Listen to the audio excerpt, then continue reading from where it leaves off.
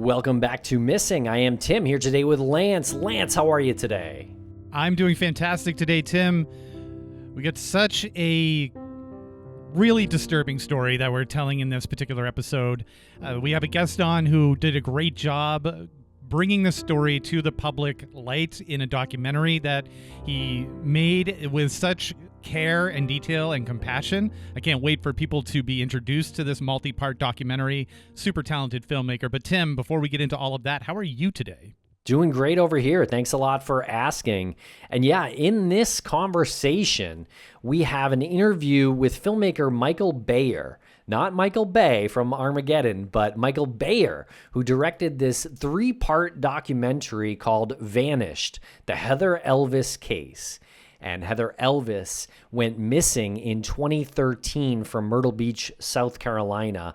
And this 3-part documentary is all about this case.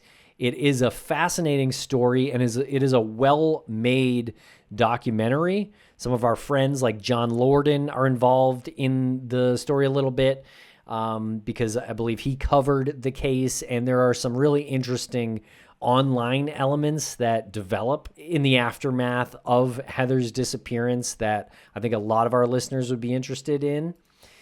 So yeah, this conversation is with filmmaker, the director, Michael Beyer, and we get into the story and really don't hold back too much. But this documentary is now publicly available for free for the first time, and it is available on Tubi.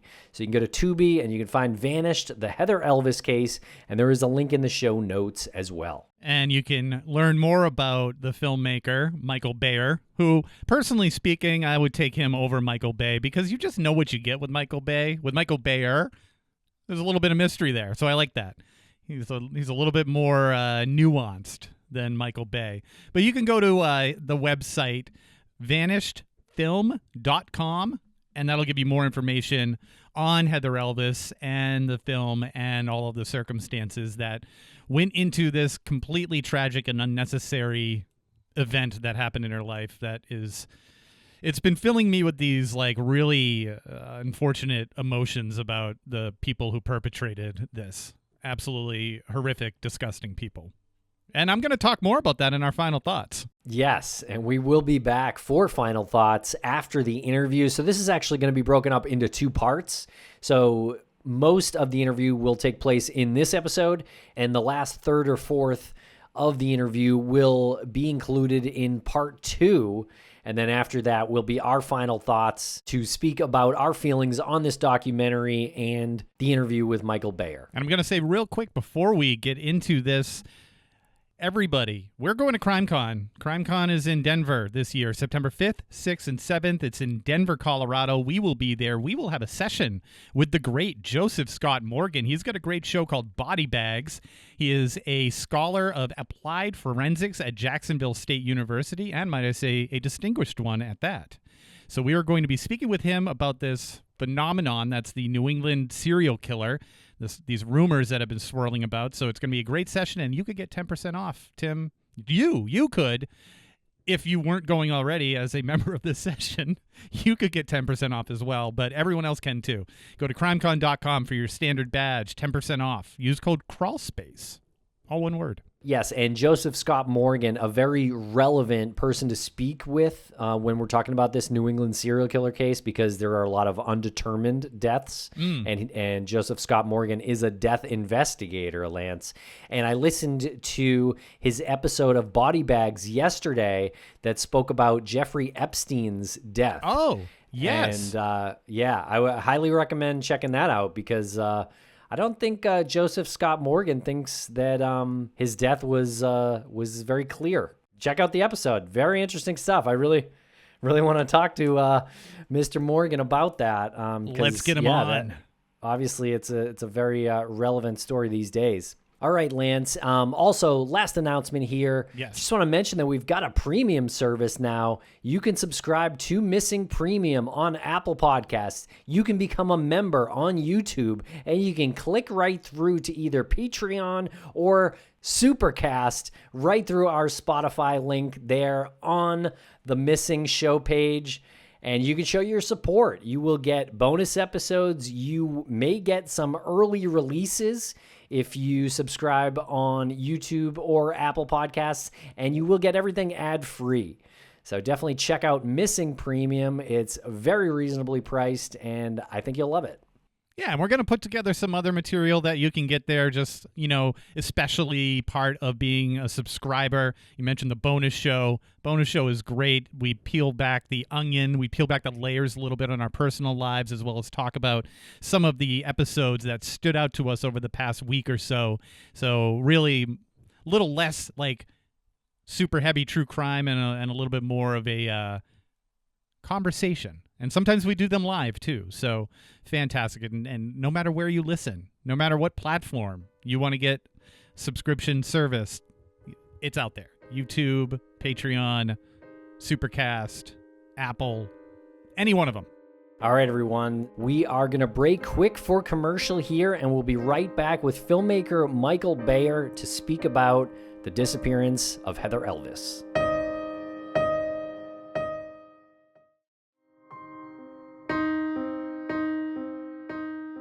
This has probably been one of the most unique missing persons cases I've ever had to deal with. An officer came to the door and asked me, did we have a car that was missing? I said, my daughter drives that car. It's been 69 days since Heather Elvis went missing. Heather Elvis, a cosmetology student, mysteriously vanished after arriving home from a date. This car was found in the Peachtree boat landing. Now we knew something's wrong. Heather and Sydney Moore met at Heather Elvis's job. Sydney Moore was an older married man, older than Heather. A husband and wife are facing charges in connection with this case as authorities intensify their hunt.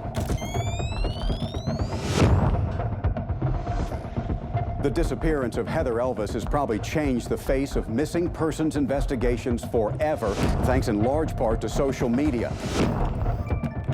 There was a huge conspiracy theory that was spread all over social media that Heather's father and her own sister had something to do with this crime. Most of the social media was torture to the victim's family. What they were doing to us, it was tantamount to going into a crowded theater and yelling, gun or fire. Sydney, I think, was fearful of her. I don't see a lot of suspects in cases act like Tammy. The trust issue is big. I can imagine. When we go to sleep, I'm handcuffed to the bed. She didn't hear the second voice anymore. We don't have a case. People lie, Nancy. I still think today, I know I'm innocent. This was not a one-person job.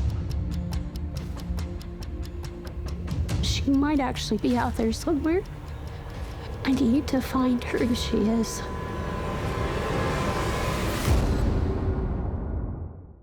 Welcome to the podcast, Michael Beyer. Michael, how are you today? Good, good. Thanks a lot for having me, Tim and Lance. Yeah, absolutely. We're so thrilled to have you on.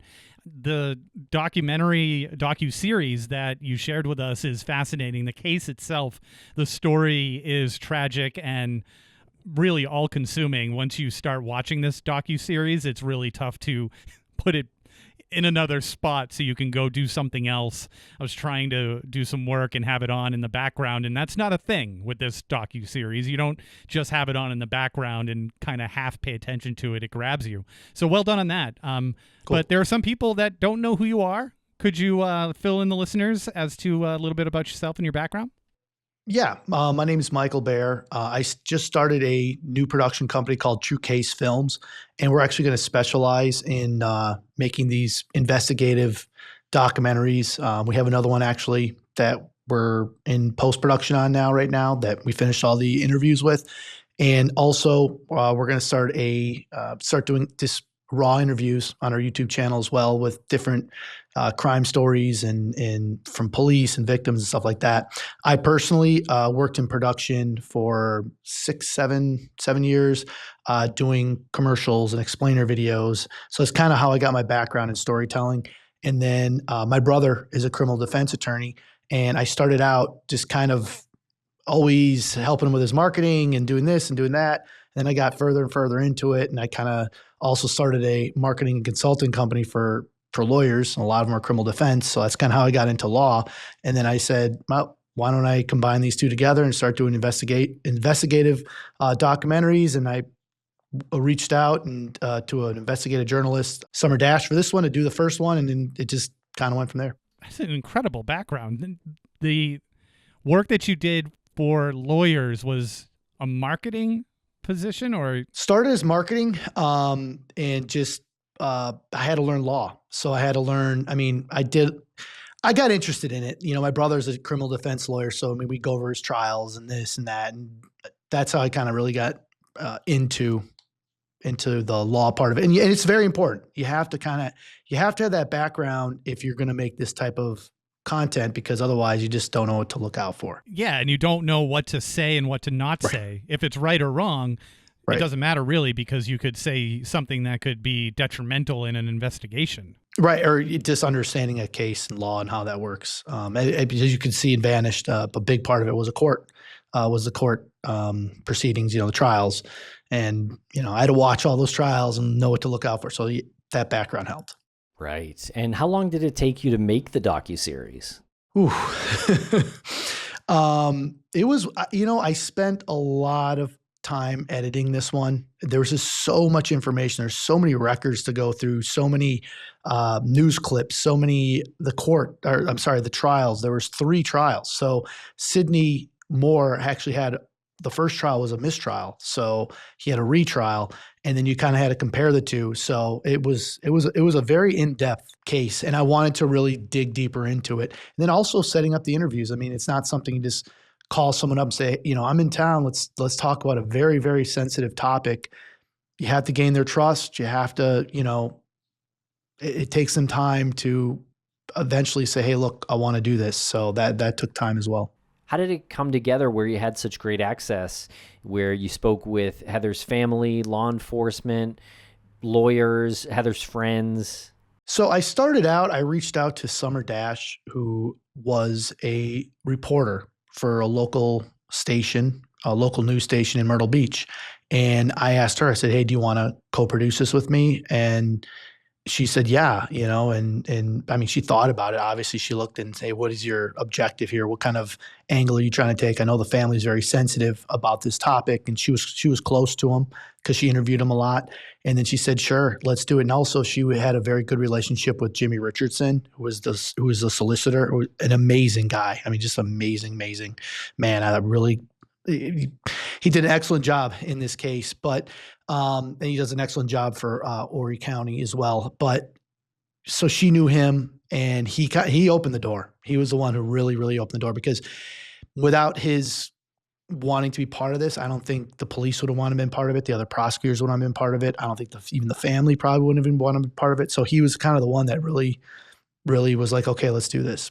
That's really cool. It is always an amazing thing when that one chip falls into place, that one person agrees, and then the dominoes kind of fall subsequently after that, and everything comes together, because after tinkering around with certain parts, you found that one thing that fell into place, causing everything to come together. Did you realize it when it happened, or was that something that you realized after the fact and you're trying to imagine the scenario if it didn't happen?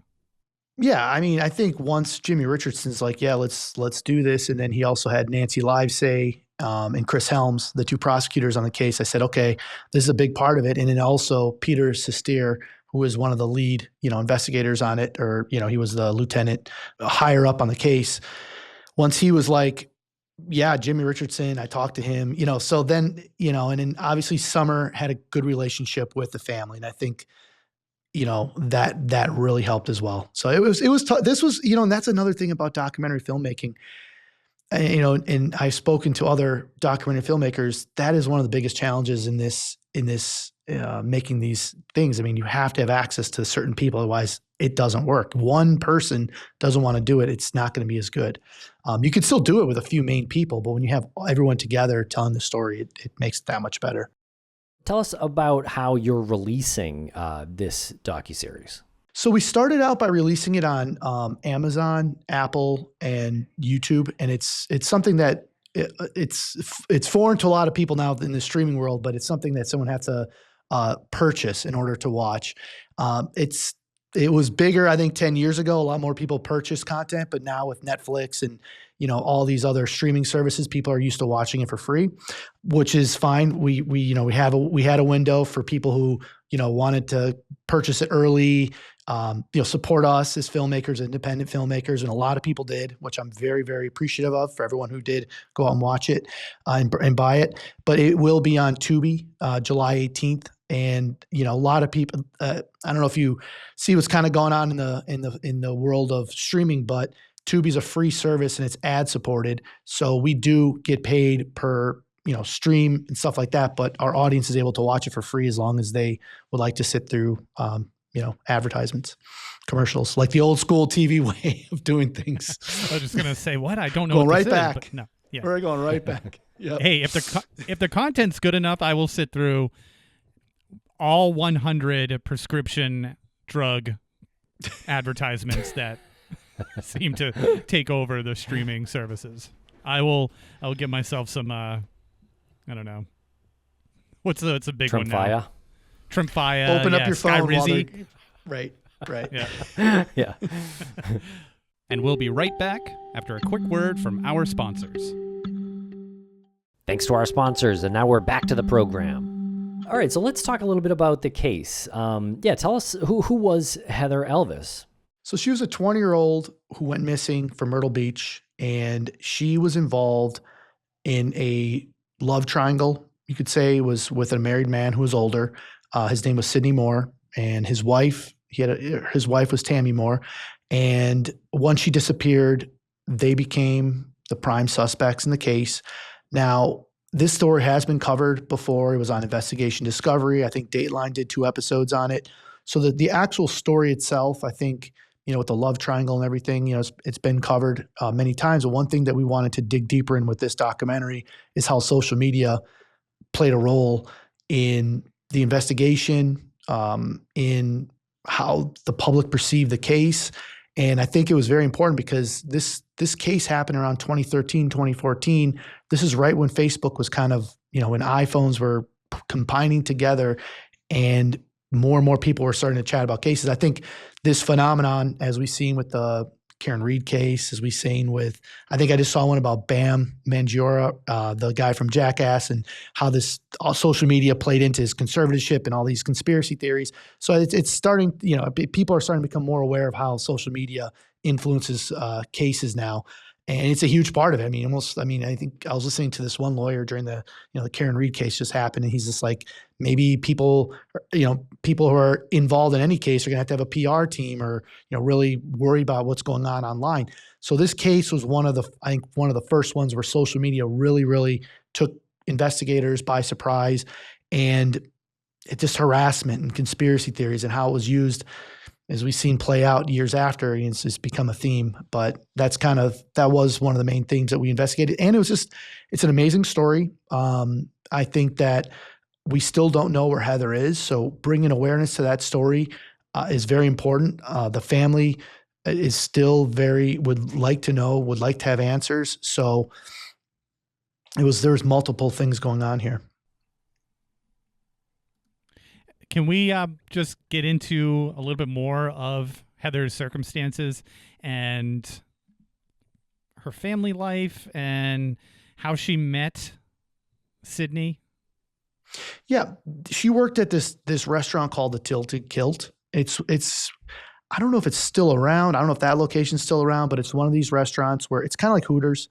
And he was a maintenance guy there, and they met at work. And one thing when a big part of the story, I think that people, they always argue about online was, she shouldn't have messed with a married man, or, she shouldn't have gotten involved like that. But there was a huge age gap in that relationship. I think he was close to 40 and she was like, 19, 20 years old at the time.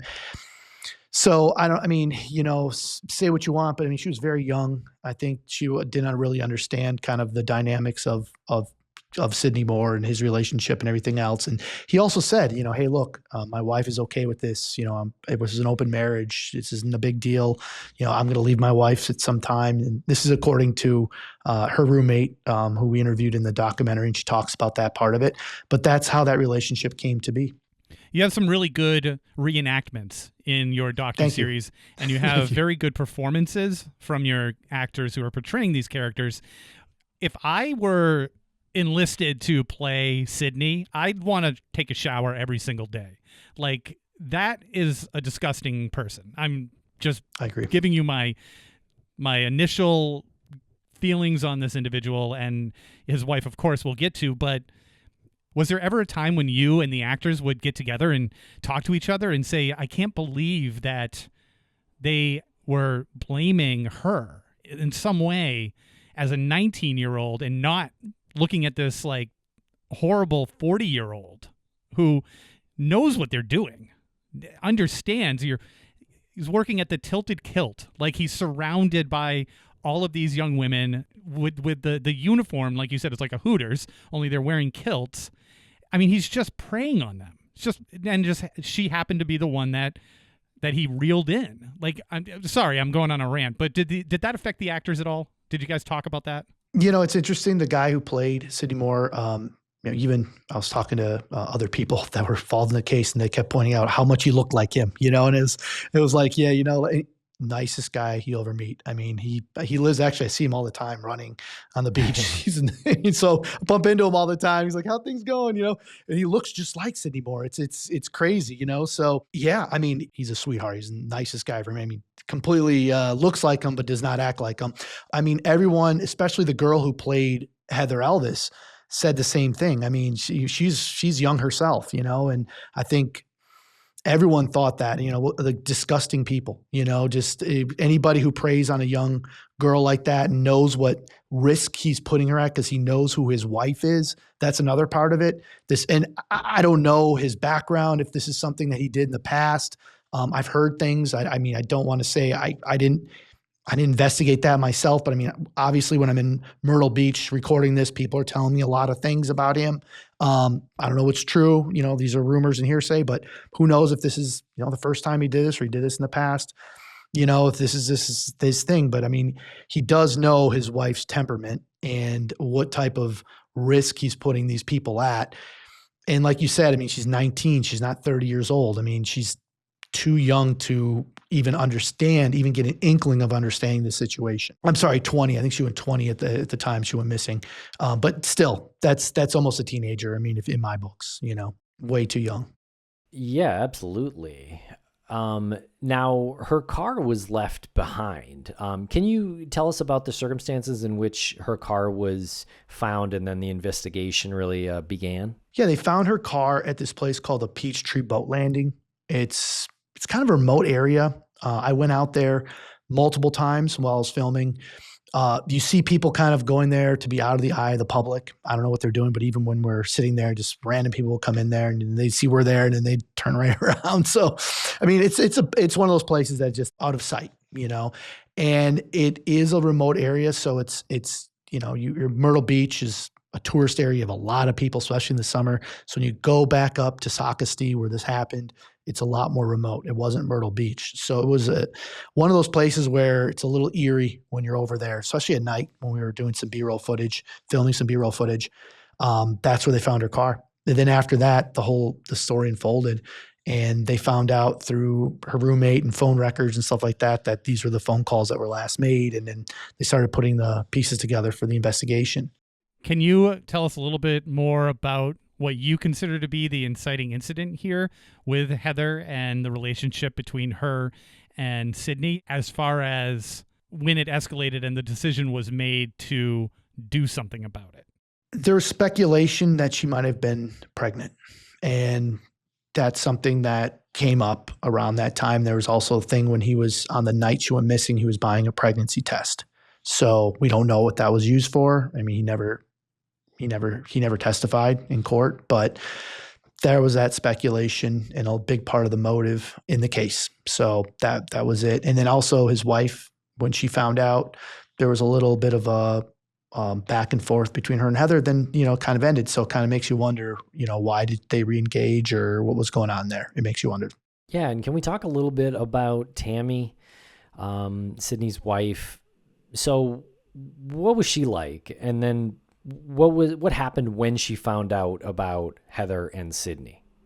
I never spoke to her. We did not have a chance to interview her because, and this is interesting, South Carolina does not allow prisoners to be interviewed. So we reached out and we tried and we weren't able to. We wrote letters and stuff like that. So, but she did testify, which I think was interesting. So you did get to hear her side of the story, which we put a big part of that in the documentary, at episode 3. So I think it was important to get her side in there. It seemed like, she was the dominant one in that relationship. There is some, where we show kind of where he gets a tattoo of her name on his abdomen, and also that she was handcuffing him, or supposedly was handcuffing him to the bed, and kind of as a punishment, which he admitted to police. She said it wasn't true in her testimony. Also, I don't want to give away too much here in the movie, but so there's speculation on what really was going on there, but she seemed very much like the dominant one there. And in a big part of the movie, and a big part of the debate is, was this an open relationship? Was she upset? Was there an element of jealousy here? Which, she was denying.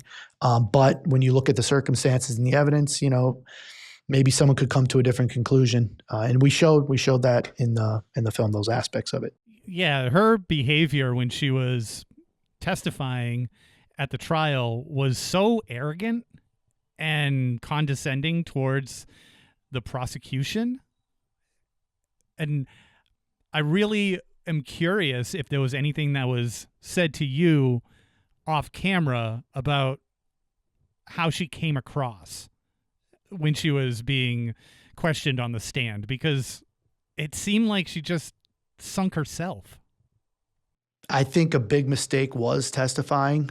But, one of the jurors expressed that, she kind of couldn't, didn't seem remorseful. But at the same time, I think she had that character where, she was going to explain to everybody her side of the story, what happened here. She was upset at Sydney for not testifying in his trial. He didn't take the stand. So off camera, I don't want to say who or what or when, but yeah, a lot of people didn't say too many things about her being friendly. Let's put it that way.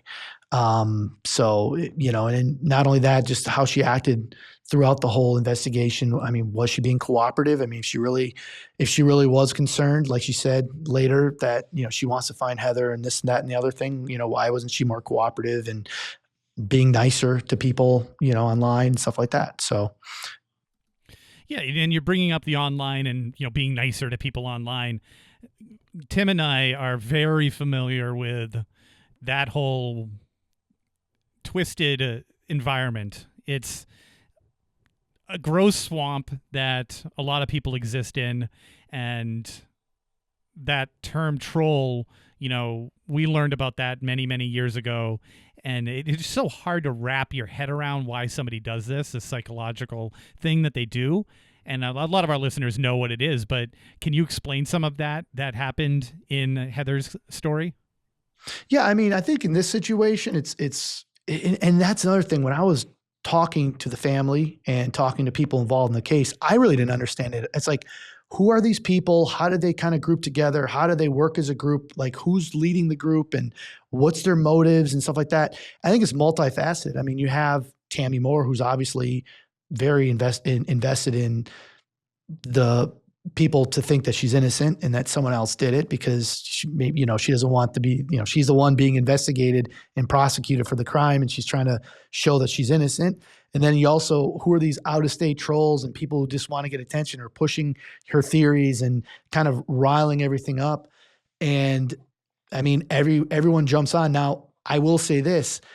I've noticed this whole ecosystem explode since then in the last 10 years of just how many more people are online, how many more, this is 10, 12 years ago, how much more of infrastructure there is in just in true crime and law and whatever not. And just sometimes a lot of it turns into entertainment, you know. I don't want to keep bringing up Karen Reed, but if you see kind of how that social media played a role in that case, I mean, it's like the Heather Elvis case on steroids, if you really think about it. And we'll be right back after a quick word from our sponsors.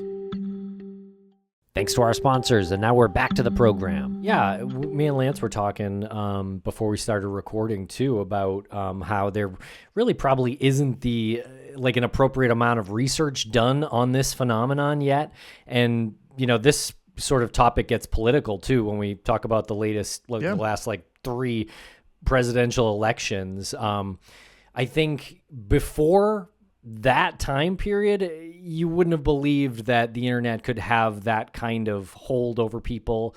But now I think it's more common. But again, there really isn't that academic research that's been done to say how truly effective this is.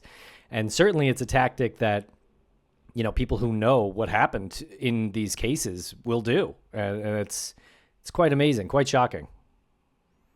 Yeah, I mean, just look at it from this point of view too. So let's say you have even a YouTube channel and you're a criminal defense lawyer, because that's what I work with. I mean, you're not going to take the prosecution side because that's your kind of your audience there. But a lot of times, good criminal defense lawyers create conspiracies. That's how they bring up reasonable doubt. So that's how these things go, and then people start to hear these, and the public hear. They start to believe and whatnot, and that person did it. And it's just like, well, when you really piece together the evidence, you look at their motive, like why would that person do it? I mean, there's just no evidence for it. But yet, when you look at the conspiracy and whatnot, where that's how these trials. I mean, if you look at the OJ case, right? I mean, it's just a big conspiracy. The LAPD framed OJ. But what motive did they have for that? But by bringing up that conspiracy, you bring reasonable doubt into it. So I get that. And there's authors, there's people who write books about this stuff, and conspiracies, they're always, people, that's a whole genre in itself, that sells. So I mean, the internet only amplifies it, and it's part of it. And I don't know how you stop it, because freedom of speech is a huge cornerstone of our democracy. I mean, there's no way we can go without it. And then, you start to blur that line between who you kick off the internet and who you allow on. And, like you talked about with politics, and where do you draw that line? We don't want one side to go one way or the other. So it's here to stay, and I really don't know how you change. I mean, with trolls, I think identity is a huge thing. I think social media is starting to realize that, the companies, people having to, I think, show who they are, or things like that. I think that can help. There's ways to do it, but I mean, there always are going to be, I mean, the way the media is structured, I mean, you're always going to have that in politics and law and everything. So I think it's here to stay. Yeah, I agree. I think it's here to stay, but there's going to be some parameters that are put up. Like you said, you need to verify identities, and I think that will help quite a bit. And I also think that law enforcement is starting to come around on a little bit more of a serious, mindset towards it, or approach towards it, by saying, and we'll use Karen Reed again, by saying you are actually impeding an investigation. You are conflicting this investigation that happened with the person in Worcester that I'm not going to give any credence to by saying the name, but what that person put online, that is now going to be deemed as illegal. Like, you can get arrested for that's defamation. Exactly. So as long as the checks and balances are all put in place, I think that there can be some control and regulation over it. But on the same side, I hate the fact that people like Tammy or whomever in Heather's story will comment and put out there a statement about Heather's family, about the father. Like, he's involved. You got to look at them first. I hate that the person who does that thinks they're so smart. Like, they've uncovered some grand psychological revelation that I can just say the family did it. And know, like, that's brilliant. Like, that's not brilliant. It's just basic to feed off of someone's desire to want there to be a sensational story. We saw it with JonBenet Ramsey. People are so passionate about JonBenet Ramsey, and Tim's going to roll his eyes because I've said this so many times. One of the investigators has said, and I love this, has said like all of these rumors are just hurting the investigation because all the investigators are doing now is trying to prove a negative. That's all they're doing. And that's wasting so much time. You could say anything. I could say you're really Michael Bay and you just wanted to make a documentary and put an ER at the end of your name and you wanted to fly under the radar with this one. So you just said you're Michael Bayer. I could put that out there, and for the next like however many years, you just be trying to prove that negative and be like, I'm really not. Although maybe don't try to prove the negative in that particular. Right. No, in that situation, be like, yeah, I'll take that. That name helps. Yeah. But you know what I mean? Like, do you think that Tammy thought she was just so smart by doing these things? You know, I can't. People direct DM'd me on Facebook saying, "Hey, I think I think Terry did it," and this is way after everything that unfolded. Are you making a documentary about this? I want to tell you my theories and stuff like that. So I'm like, yeah, sure, let me hear. And I'd be like, all these like just wild and bizarre theories. And I was just like, that's kind of when I got a grasp of like, how to control this thing get. And then I started to look deeper into it. And it's just like, it just feeds on itself. It's bizarre. I mean, cause like there is zero evidence that her father had anything to do with this, or her sister or any family member at all. And if you look at how strong the evidence is towards the Moores, I mean, the truck, the motive, the text messaging, everything else. I mean, it's just like, now you're saying it's their father. I mean, it just doesn't make any sense. And how it got to that point and how people believe it. I think Tammy is smart. I mean, I will say one thing. I mean, the way she used sock puppet accounts, and that's something that John Lorden was talking about, how it looked like other people were liking and commenting. And also, I think that played a huge part because that's social proof. And, now I think people are a little more wise to that. But I think at the time, when you start hearing it over and over again and people saying this, maybe that was. And people want to dig in and then they want to investigate themselves. Maybe there's something in here. There's some kind of cover up. And I mean, you guys are from Massachusetts. You just hear, I mean, just the Karen Reed case and just how people got deeper and deeper. And it's like, guys, you think the cops killed their friend, like, think about it. Like, where's the motive? Like, and they got away with it. Like, with all this media attention, like, think about it. And they just nail out to one little thing that was, the search or something. And the same with this case here. I mean, here's a big part of how the rumor mill started. And Tammy was very smart. She went and got all the police records what the public didn't have. So they had an investigation by the roommate, or I'm sorry, they had a video and what's it called? Where they were interviewing her roommate Bree, and she was saying that she was kicked out of the house, and she thought she had a bad relationship with her dad, and so she just took that and put it online, and there you go. I mean, that's saying it from the roommate. So wait, what's going on here? And then the comments start, and so she was smart in picking apart the evidence and the discovery and putting out things only she wanted the public to know, not the things not the other side of the story. So that was smart. Absolutely. It's definitely an effective strategy. And as you noted, probably more effective a few years ago, like when she was doing that, than it would be now. People are a little more wise. Yep.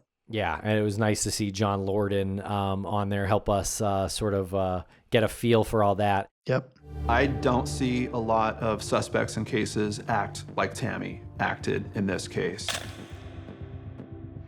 I think there's a component to her personality where she believes that she's the smartest person in the room, and she had to control the conversation. Actually, it's been pretty rare. I really haven't seen anyone swing as hard or kind of be as loud as she was.